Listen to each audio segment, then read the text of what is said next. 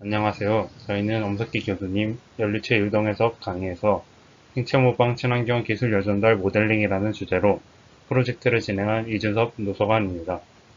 저희 조는 프레리도 굴의 입출구 형상을 생체 모방하여 새로운 방역 시스템을 설계해 보았습니다.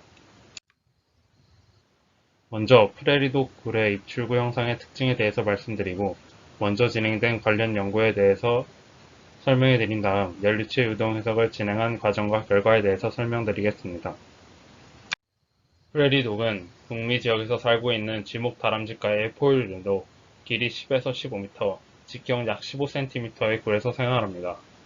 일부 프레리독 무리가 만든 하나의 굴은 약 87km 제곱으로 거의 맨해튼만한 면적의 방대한 굴에서 생활합니다.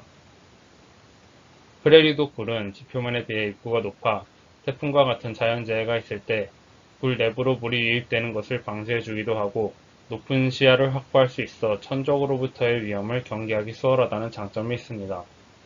뿐만 아니라 프레이독 굴의 입출구의 형상은 베르누이 원리와 점성 효과로 인해 굴 내부의 유체의 흐름을 만들어주는데요.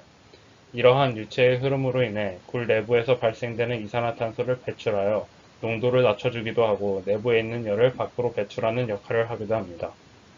그래서 저희는 이러한 프레리독 굴의 입출구 형상이 가져오는 장점을 이용해 보고자 하였습니다. 1973년 듀크 유니버시티의 보겔 스티븐과 엘링턴 찰스, 킬고르드 앨버트는 실제 프레리독 굴의 구조를 조사한 다음 그 통계값으로 상사성의 원리가 적용된 10분의 1 크기의 모델을 만들어 실험을 진행했는데요.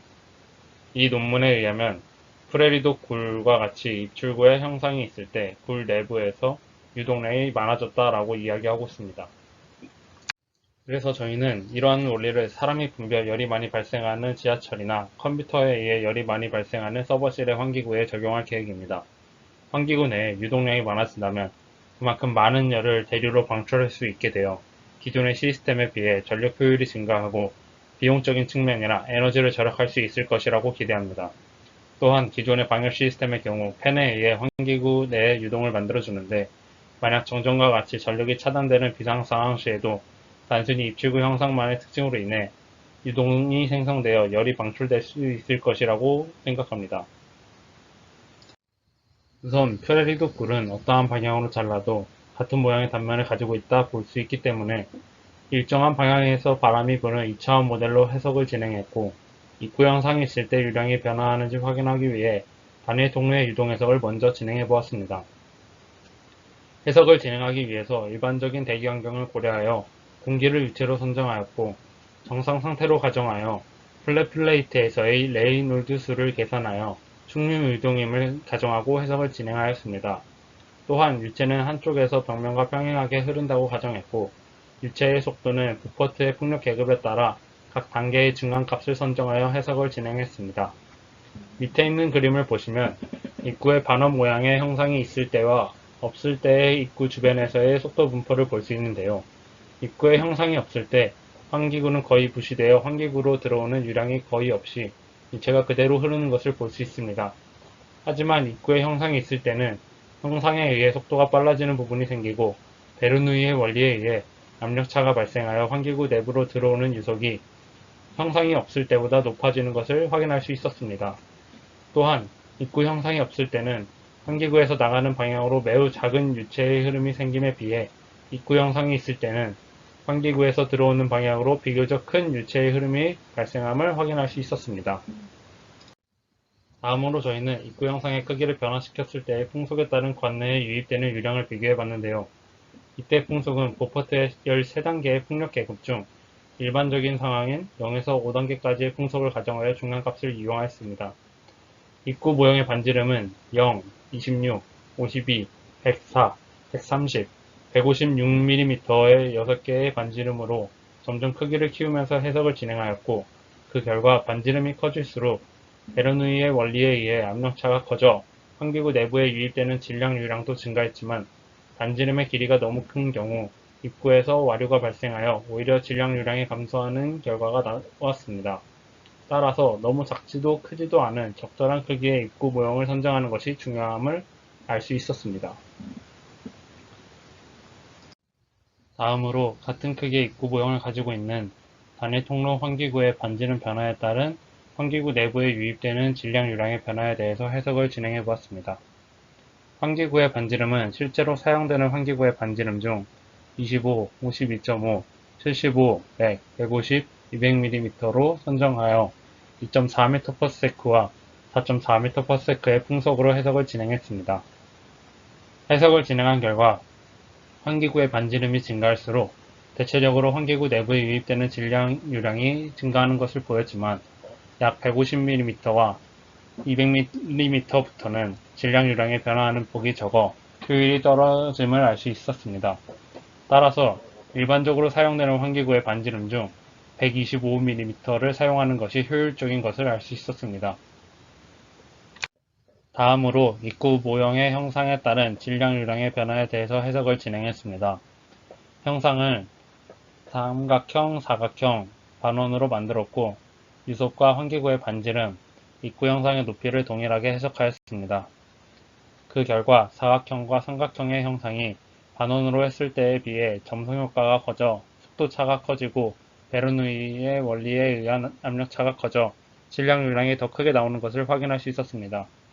하지만 입구 형상을 삼각형이나 사각형으로 했을 경우에는 내구도와 안전성에 문제가 있을 수 있기 때문에 저희는 반원 모델로 해석을 계속하였고 만약 이런 부분이 해결된다면 더 좋은 효과를 내는 시스템을 설계할 수 있을 것이라 생각합니다.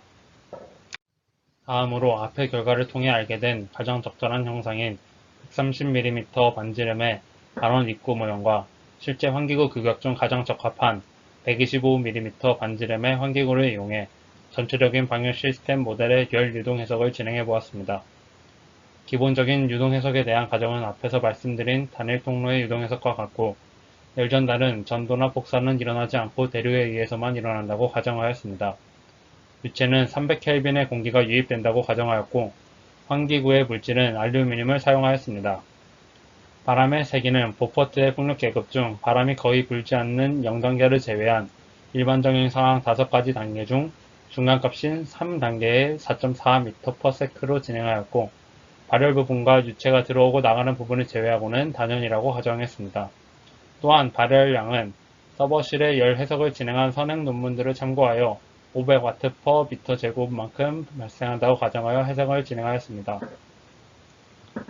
해석은 입구 형상이 없을 때, 한쪽의 통로에만 입구 형상이 있을 때, 양쪽 모두 있을 때에 대해서 진행했고 각각의 속도 분포는 오른쪽 그림과 같습니다. 입구 형상이 없을 때는 단일 통로의 유동 해석을 진행했을 때와 유사한 첫 번째 그림과 같은 결과가 나오는 것을 다시 한번 확인할 수 있었습니다. 입구 형상이 있는 통로에서는 두 번째와 세 번째 그림과 같이 속도 분포가 달라짐을 알 수 있었고 베르누이의 원리에 따른 압력 차이가 아래 그림처럼 발생하여 환기구 내 유동이 생김을 알 수 있었습니다. 또한 공학자가 방열 시스템을 설계할 때 중요한 것은 환기구 내 최고 온도와 평균 온도라고 생각하여 열 해석을 진행하고 세 가지 경우에 대해 환기구 내부의 최고 온도와 평균 온도를 측정한 결과는 다음과 같습니다.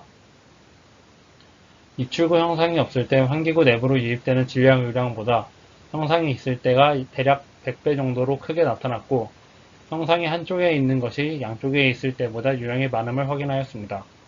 이는 입출구 형상이 양쪽에 존재할 때보다 한쪽에만 있는 것이 통로 양끝의 압력차를 더 크게 만들어 유체의 흐름이 한 방향으로 일정하게 형성돼 유량이 커졌습니다. 그리고 입구 형상이 없을 때에 비해 형상이 있을 때는 환기구 내부의 평균 온도와 최고 온도가 매우 낮아짐을 확인할 수 있었고 형상이 양쪽에 있을 때보다 한쪽에 있을 때 유량이 큰 것과 비례하여 평균 온도와 최고 온도 모두 더 낮음을 확인할 수 있었습니다. 즉, 환기구 입출구의 형상을 만든다면 환기구 내 유량이 많아져서 대류에 의한 방열 효과도 커지고 최고 온도와 평균 온도도 낮아지는 좋은 설계를 할 수 있었습니다. 마지막으로 저희 연구의 결과를 정리해드리겠습니다.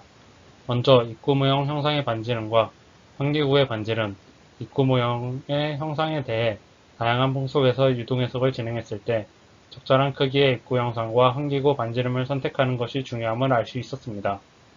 따라서 저희는 반지름 130mm의 입구 형상과 반지름 125mm의 환기구를 선정하였고 비록 유량은 작지만 내구성과 안전성을 고려하여 반원 모양의 입구 형상으로 방열 시스템을 설계하였습니다. 만약 삼각형과 사각형 모양의 입구 형상도 안전성과 내구도의 문제에 대해 해결할 수 있다면 더 좋은 방열 시스템을 만들 수 있을 것입니다. 다음으로 입구 형상이 없을 때, 한쪽의 통로에만 형상이 있을 때와 양쪽 모두 있을 때의 방열 시스템에 대해서 열 유동 해석을 진행해 보았는데요. 그 결과 한쪽의 통로에만 입구 형상이 있는 것이 양쪽 모두 형상이 있었을 때와 형상이 양쪽 모두 없었을 때에 비해 더 많은 유량이 유입되어 대류에 의한 방열량이 증가해 환기구 내부의 평균 온도와 최고 온도가 감소한다는 사실을 확인할 수 있었고, 이를 바탕으로 최적의 방열 시스템을 설계할 수 있었습니다. 향후 더 연구가 진행된다면 모델을 3차원으로 해석하여 파이프일 때와 사각형의 덕트일 때에 대해서 해석을 진행하거나 기존의 팬이 있는 방열 시스템과 결합했을 때, 여러 개의 통로가 있을 때, 혹은 열 해석뿐만 아니라 지하철에 적용하여 이산화탄소의 농도나 미세먼지의 농도를 조절하는 해석 또한 진행할 수 있을 것으로 기대됩니다. 이상으로 프레리도 굴의 입출구 형상을 응용한 방열 시스템 설계에 대한 발표를 마치겠습니다. 지금까지 들어주셔서 감사합니다.